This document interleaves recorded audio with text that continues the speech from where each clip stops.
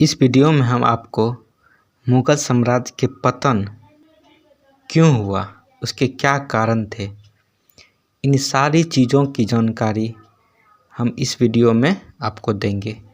यदि आपको ये वीडियो अच्छी लगती है तो ये वीडियो को लाइक करें और साथ में चैनल को सब्सक्राइब ज़रूर कर दें ताकि आने वाला वीडियो आप तक सबसे पहले पहुँचे। चलिए स्टार्ट करते हैं। मुग़ल साम्राज्य के पतन के लिए उत्तरदायी कारणों का वर्णन इस प्रकार है कि मुग़ल साम्राज्य का पतन क्यों हुआ है, इसके कारण हम आपको बताते हैं। औरंगजेब के काल में मुग़ल साम्राज्य का अति विस्तार हुआ। औरंगजेब के काल में के समय में मुग़ल साम्राज्य का विस्तार बहुत ज़्यादा हो गया। साम्राज्य की भौगोलिक सीमाएं ऐसी हो गई कि पूरे साम्राज्य पर आधिपत्य रखना असंभव सा हो गया। इतना बड़ा क्षेत्र हो गया मुग़ल साम्राज्य कि सभी जगह एक रूप से समान रूप से देखना असंभव सा हो गया था। संचार साधन का अभाव था। यद्यपि औरंगजेब का निजी जीवन निष्कलंक था, फिर वह एक राजा और राजनीतिक के रूप में असफल रहा।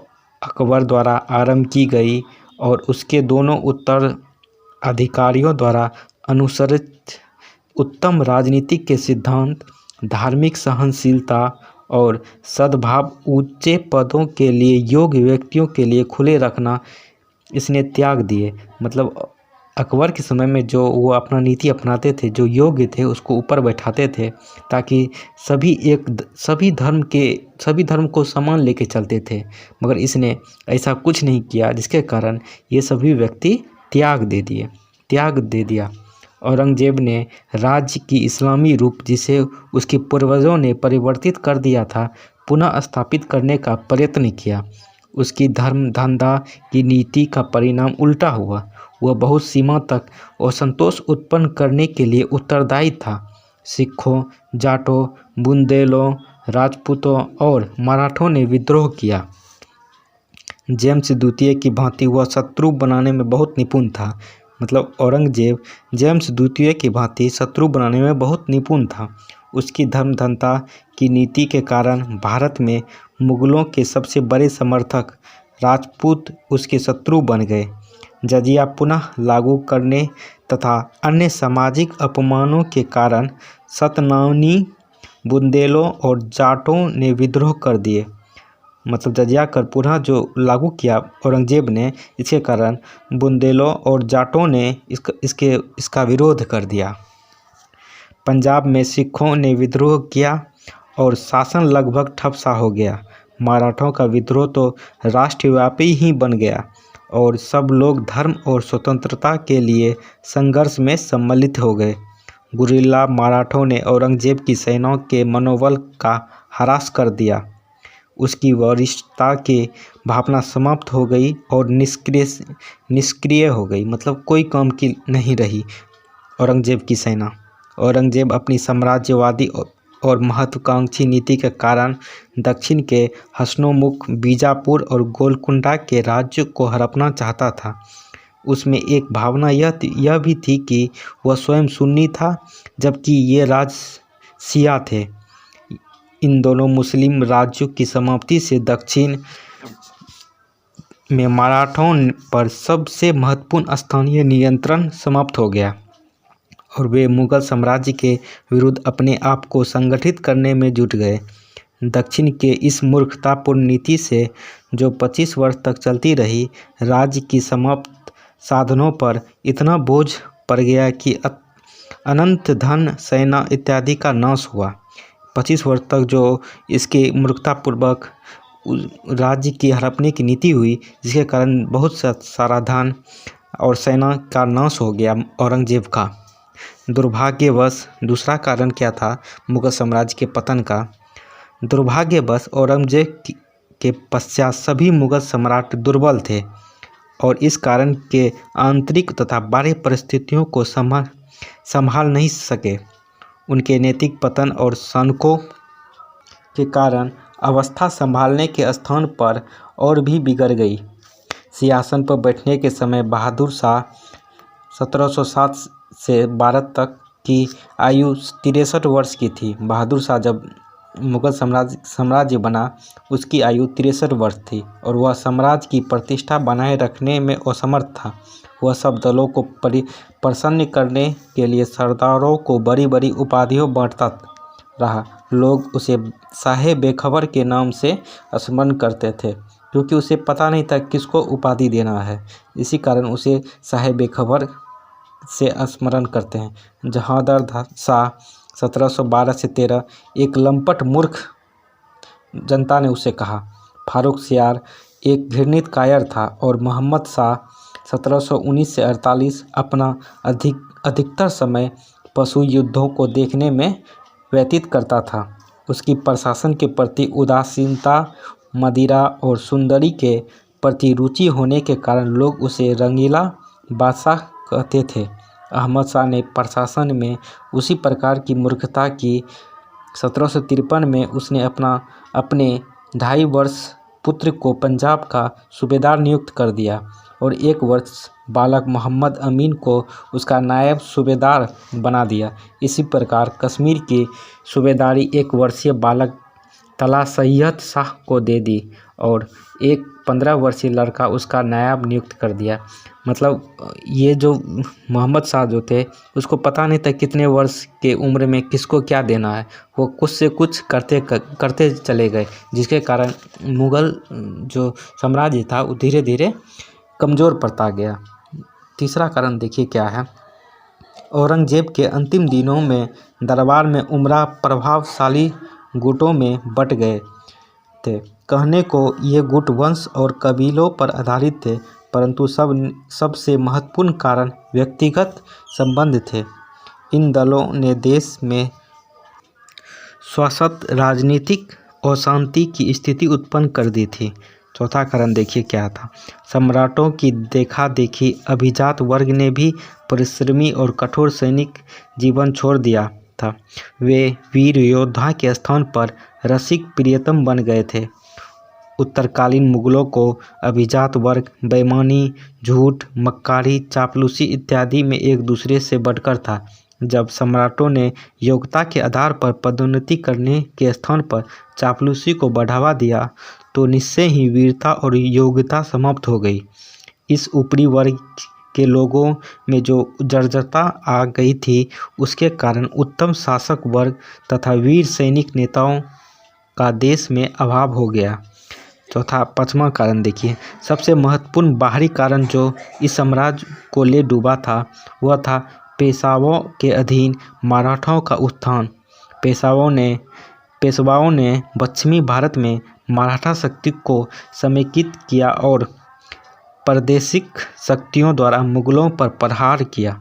उन्होंने बृहत्तर महाराष्ट्र की नीति अपनाई और हिंदू पदशाही का आदर्श अपने सम्मुख रखा। हिंदू राष्ट्र का उद्देश्य मुस्लिम राज्य का के क्षय द्वारा ही पूरा किया जा सकता था। अब परिस्थिति कुछ बदली चुकी थी। अब मराठा आक्रमण बन गए थे और मुगल सम्राट और उनके सूबेदार रक्षक मराठा प्रसार का तूफान उठता ही चला गया और शीघ्र ही उसने उत्तरी भारत को भी अपनी लपेट में ले लिया। एक समय भारत की राजनीति में मराठा ही सबसे शक्तिशाली थे। यही भारत को विदेशी आक्रामकता अहमद शाह अब्दाली से बचाना चाहते थे और सद्भावु ने 1759 में और 1772 में शासक निर्माता की भूमिका निभाई। यद्यपि मराठे भारत में एक अस्थायी सरकार बनाने में असफल रहे तो भी उन्हें मुगल साम्राज्य का विघटन में बहुत योगदान रहा। मतलब एक प्रॉपर सरकार नहीं बना सका, फिर भी वह मुगल सम्राट को विघटन मतलब पतन करने में एक मुख्य योगदान रहा। अगला कारण देखिए। मुगलों ने ज्येष्ठाधिकार का नियम नहीं था। अतएव उत्तराधिकारी के लिए भाइयों में युद्ध होता था जिसमें प्रमुख सेना भाग लेते थे। प्रसिद्ध लेखक आस्किन के शब्दों में तलवार ही अधिकार का निर्णायक थी और प्रत्येक पुत्र अपने भाइयों के विरुद्ध अपना भाग आजमाने को उद्यत रहता था। इस प्रकार उत्तराधिकारी के त्रुटिपूर्ण नियम ने देश की राजनीति को शिथिल बना दिया और देश के आर्थिक और राजनीतिक रूप से अपंग हो गया।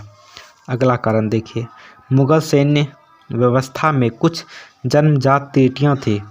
सेना आधिकारिक सामंतवादी व्यवस्था पर ही गठित थी, जिसमें सैनिक मनसबदार के प्रति ही निष्ठा रखते थे, सम्राट के प्रति नहीं।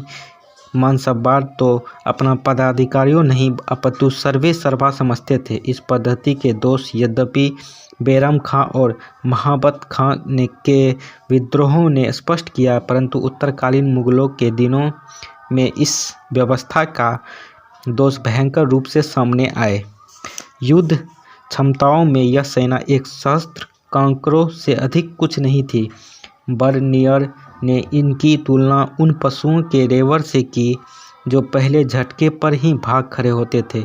मुगल तोपखाने मराठों के विरुद्ध असफल और प्रभाव रहित होता था और वे मराठों के दुर्गों को जीतने में असफल रहते थे। यद्यपि यही मराठा के दुर्ग अंग्रेजों ने बहुत सरलता से विजय कर लिए। 18वीं शताब्दी की मुगल सेना की सबसे बड़ी निर्बलता उसका गठन में थी।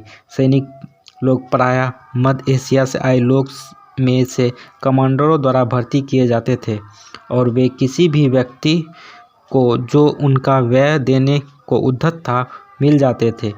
ये लोग भारत में अपना भाग्य बनाने आते थे, न कि खाने। इस प्रकार किराए के सैनिक साम्राज्य की रक्षा करने में स्वतः असमर्थ थे। जिन तत्वों ने मुगल साम्राज्य को खोखला कर दिया था वे थे आर्थिक और वित्तीय परिस्थितियां, जो दिनों दिन बिगड़ती जा रही थी, जो निश्चय ही औरंगजेब के अंतिम दिनों में ही और बिगड़ गई थी। औरंगजेब दीर्घकालीन दक्षिण के युद्धों में ने न केवल कोष ही रिक्त कर दिया अपितु देश के व्यापार और उद्योग को भी नाश कर दिया था। सेना के प्रयाणों में खड़ी फसलें को रोक डाला और मालवाहक पशुओं ने जब हरियाली खा ली तो वित्तीय कठिनाई के कारण सम्राट शिकायतें सुनने को उद्यत नहीं था। जो शेष बचा उसे मराठों ने खा डाला, रोक डाला अथवा नाश कर दिया। कृषकों ने तंग आकर कृषि करना छोड़ दिया और लूटमार आरंभ कर दी। फलस्वरूप विदेशी कंपनियों को निर्यात करने के लिए माल मिलने में कठिनाई होने लगी। मुगल सरकार वास्तव में पुलिस सरकार थी और इसका मुख्य कार्यक्षेत्र आंतरिक और बाह्य सुरक्षा करना तथा एकत्रित करना ही था। मुगल हिंदुओं और मुसलमानों को मिलाकर एक राष्ट्र बनाने में असफल रहे। थोड़ा बहुत जो प्रयत्न अकबर ने किया, औरंगजेब की कट्टरता तथा उसके निकम्मे उत्तराधिकारियों ने समाप्त कर दिया। हिंदू और उसके स्वर समर्थन तो क्या विद्रोही हो गए। अधिकतर भारतीय राज्य मुगलों को विदेशी मानते थे और हिंदू धर्म और भारत के शत्रु। 18वीं शताब्दी में इस राज्य की शिथिलता से मराठों, राजपूत और अन्य हिंदू तत्व ने लाभ उठाया। जब धीरे धीरे कमज़ोर मुगल सम्राट कमज़ोर होने लगा तो इन सभी हिंदू तत्वों ने उसका लाभ उठाना शुरू कर दिया।